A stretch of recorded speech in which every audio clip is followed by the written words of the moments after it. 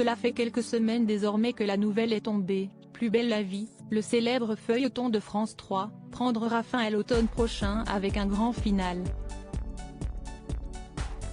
Il sera remplacé par un autre programme très différent. Une nouvelle difficile à encaisser pour Rebecca Hampton, qui interprète Céline dans la série. L'actrice de 49 ans a décidé d'en dire un peu plus à ce sujet lors d'une interview accordée à Téléstar. Alors qu'elle était interrogée sur son 5e passage dans Fort Boyard, à retrouver samedi prochain sur France 2 à 21h10, le journaliste a poursuivi l'entretien en lui précisant le fait qu'elle a retrouvé les studios de Plus belle la vie où elle tourne actuellement la fin de la série.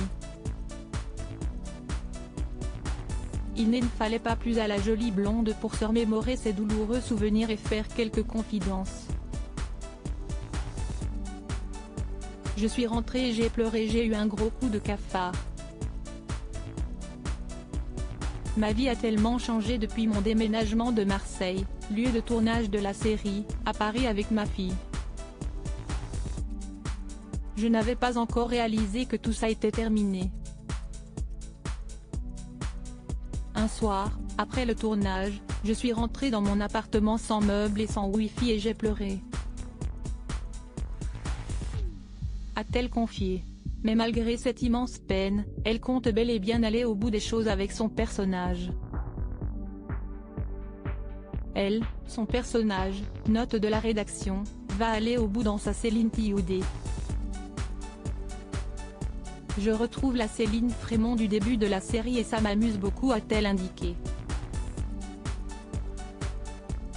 En revanche, l'actrice préfère couper court à la rumeur selon laquelle la série prendrait un second souffle du côté de M6. Je n'y crois pas.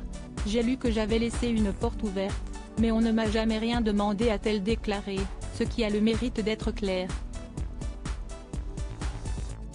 Là, je rentre à Paris et je travaille à d'autres projets, a-t-elle ajouté. Mais ce changement de vie n'est pas évident à gérer pour sa fille, qui a encore un peu de mal à s'y faire. Heureusement qu'elle est galvanisée par un projet personnel très fort.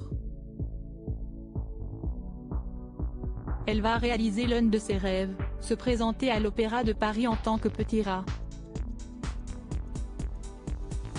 Si est-il la seule motivation qui lui a permis de faire ses valises pour quitter Marseille, a révélé l'ancienne compagne de Patrick Bosso.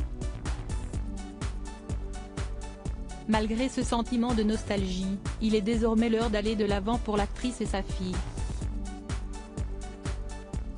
Plein de nouveaux projets les attendent.